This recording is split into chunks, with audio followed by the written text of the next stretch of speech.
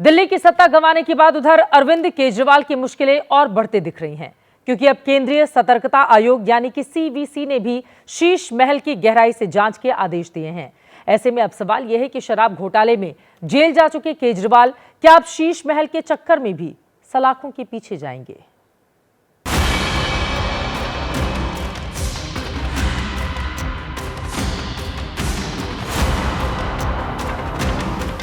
दिल्ली के जनादेश ने अरविंद केजरीवाल का मुख्यमंत्री की कुर्सी पर वापसी का ख्वाब ही नहीं तोड़ा, बल्कि 6 फ्लैगस्टाफ रोड के इस आलीशान बंगले में एक बार फिर रहने का सपना भी चकनाचूर कर दिया। केजरीवाल शराब घोटाले में जेल जा चुके हैं और अब सवाल ये कि क्या शीश महल भी उनकी दूसरी जेल यात्रा की वजह बनेगा? ये सवाल इसलिए क्योंकि केंद्रीय सतर्कता आयोग यानी सीवीसी ने इस मामले की विस्तृत जांच का आदेश दिया है। और जांच इसलिए क्योंकि देश ने ये तस्वीरें अभी पिछले महीने ही देखी हैं। इन तस्वीरों में बेशकीमती मार्बल ही नहीं बल्कि लाखों रुपए के पर्दे, लाइटिंग और दरवाजे भी शामिल हैं। बीजेपी नेताओं के मुताबिक तो इस शीश महल में सोने के टॉयलेट और बेसिन भी लगाए गए हैं। सरकारी बंगले में चकाचौंध की ये तस्वीरें और इसे लेकर हुई शिकायतें ही केजरीवाल पर सीवीसी के शिकंजे की वजह बनी। केंद्रीय सतर्कता आयुक्त के एक्शन की पूरी टाइमलाइन आपको दिखाएंगे। उससे पहले दिल्ली के उस नेता को सुनिए जिनकी वजह से दिल्ली के पूर्व मुख्यमंत्री मुश्किलों के नए भंवर में फंसते दिख रहे हैं।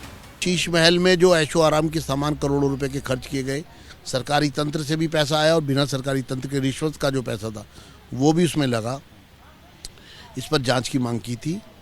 इस पर सीवीसी ने फैक्चुअल रिपोर्ट सीपीडब्ल्यूडी से मांगी और जब फैक्चुअल रिपोर्ट आ गई तो उसके बाद इस पर जांच बिठाई है सीवीसी ने, उसका हम स्वागत करते हैं। बात पिछले साल अक्टूबर की है, जब दिल्ली विधानसभा में तब के नेता विपक्ष विजेंद्र गुप्ता ने पूर्व सीएम केजरीवाल के खिलाफ सीवीसी में शिकायत की।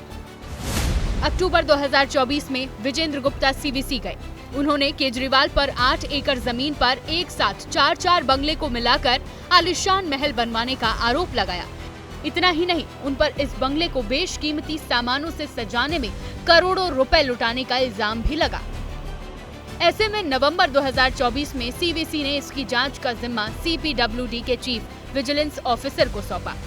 इसके अगले महीने यानी दिसंबर 2024 में सीपीडब्ल्यूडी के सीवीओ ने अपनी जांच रिपोर्ट सीवीसी को सौंपी। इस रिपोर्ट की पड़ताल के बाद सीवीसी ने 13 फरवरी 2025 को एक बार फिर सीपीडब्ल्यूडी को विस्तृत जांच का आदेश दिया है, जिस पर आम आदमी पार्टी को ऐतराज है। देखिए, भाजपा सिर्फ नकारात्मक राजनीति, झूठ की राजनीति करती है। क्यों नहीं मीडिया को अंदर जाने दिया? दिखा देते वो स्विमिंग पूल, कोई था ही नहीं, तभी नहीं दिखा पाए, तभी मीडिया को रोका। अब आप चाहे जो सफाई दे, सच ये है कि सीएजी की ऑडिट रिपोर्ट मीडिया में आ चुकी है। बीजेपी का दावा है कि 6 फ्लैगस्टाफ रोड के सरकारी बंगले की मरम्मत और सजावट के नाम पर 33.66 करोड़ रुपए खर्च किए गए हैं। मुख्यमंत्री रहने के दौरान अपने सरकारी आवास में तब्दीलियों और शाही सुविधाओं की वजह से केजरीवाल बीजेपी के रडार पर हैं और विधानसभा चुनाव में उनकी हार की बड़ी वजहों में से एक शीश महल भी है। दिल्ली में विधानसभा के बाद अब बीजेपी की नजर एमसीडी पर है। मेयर का चुनाव अप्रैल में होना है। उससे पहले नंबर की टैली बराबर पर आ गई है। एमसीडी में आप के 3 पार्षद शनिवार की दोपहर दिल्ली बीजेपी के दफ्तर पहुंचे। प्रदेश बीजेपी अध्यक्ष वीरेंद्र सचदेवा के हाथों बीजेपी का पटका पहना और आम आदमी पार्टी से नाता तोड़ लिया। पार्षदों के नाम अनीता बसोया, निखिल चपराना और धर्मवीर सिंह है। इन पार्षदों को आपके पाले से निकालकर बीजेपी ने दिल्ली की सरकार का तीसरा इंजन यानी एमसीडी को भी जोड़ने की तैयारी शुरू कर दी है। बार बार सवाल आ रहा था दिल्ली में डबल इंजन की सरकार, लेकिन अब चलने लगा है कि ट्रिपल इंजन की सरकार चाहिए, क्योंकि हम सबको मिलकर एक सुंदर दिल्ली बनानी है, एक विकसित दिल्ली बनानी है, एक ऐसी दिल्ली बनानी है जिस पे हम सब दिल्ली वाले गर्व कर सकें। 250 सदस्यों वाली एमसीडी में 11 सीटें खाली होने से पार्षद की संख्या 239 है, जिसमें आपके 119 जबकि बीजेपी के 113 पार्षद थे। लेकिन 3 पार्षदों के पाला बदलने से आप और बीजेपी बराबरी पर आ गई है। अप्रैल महीने में दिल्ली एमसीडी का मेयर चुना जाना है। मेयर की कुर्सी अभी आम आदमी पार्टी के कब्जे में है, लेकिन बीजेपी केजरीवाल को दिल्ली की सत्ता से बेदखल करने के बाद अब एमसीडी पर भी वापस अपना कब्जा जमाना चाहती है। आंकड़े बीजेपी के पक्ष में होते जा रहे हैं। अब एमसीडी पर बीजेपी के कब्जे की रणनीति क्या काम करेगी, इस पर लगातार हमारी नजर बनी रहेगी।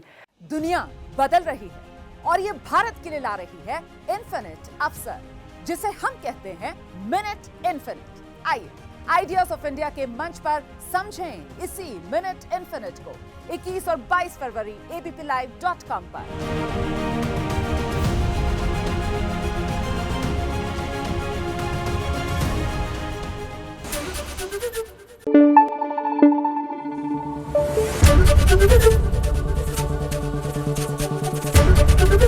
एबीपी न्यूज आपको रखे आगे।